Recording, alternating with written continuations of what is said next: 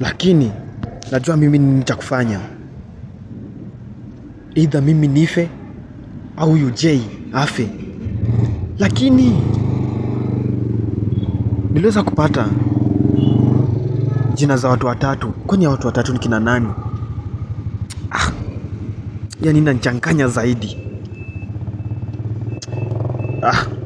Acha iwe hivyo.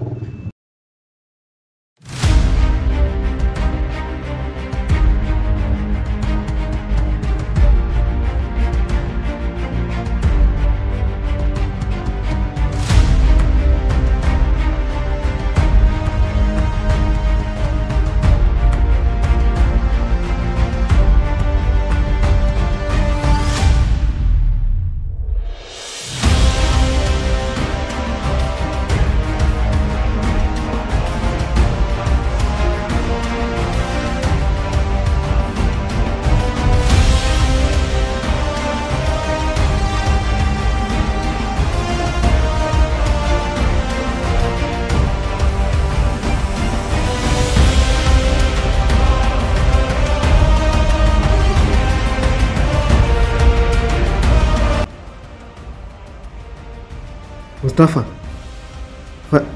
fanya haraka uje huku. Lazima ufanye haraka. Na ujue tuko nje ya muda. Ndio, naendelea kumfuatilia sasa.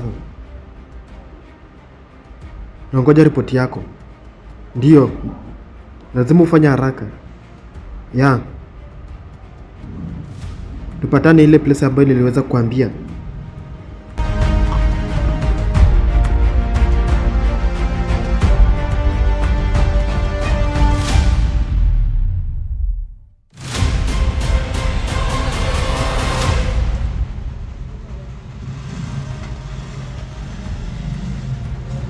Yes. Nimefanikiwa kupata hizo information. Kitu yenye imebaki ni wewe. Uweze kukamilisha kazi yako. Naja sasa hivi.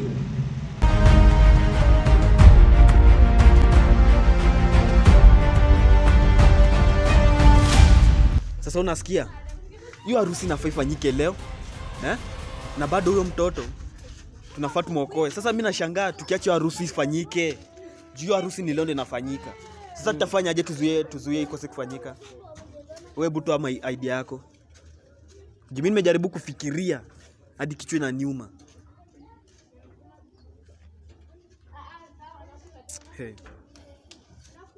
Lakini hebu kwanza achana na harusi.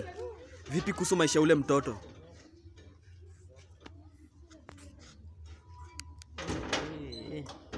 Sununa hapo ni ngumu. Yaani tuko na wakati mgumu sana. Alafu kwanza, wakati ambapo nilikuwa na search, niliweza kumuona mtu ambaye anaitwa Jay na watu watatu. Sasa nashangaa hao watu watatu watakuwa kina nani? Na huyo Jay pia ni nani? Lakini nimebadilisha mpango. Nimeona ili tuharibu kwanza leo harusi, kwa sababu yule mtoto mahali ambapo amepelekwa ni mahali kunaitwa Abuja. Wewe unajua Abuja iko wapi wewe? Kwa sababu mimi sijui Abuja ni wapi. Abuja? Wewe unajua Abuja ni wapi? Lakini itabidi tufanye kitu moja. Tuwezi fanya vitu viwili wakati mmoja. Kitu ambacho kitabidi tufanye leo ni kuharibu harusi, kwa sababu nilipata mchongo wa kuharibu harusi. Alafu baada ya kuharibu harusi, tufuatilie tujue yule mtoto alipelekwa wapi. Si ndio? Ndio. Kwa hivyo tuondoke basi. Twende kwanza tupange, tujue tutaharibu aje harusi. Twende hivi.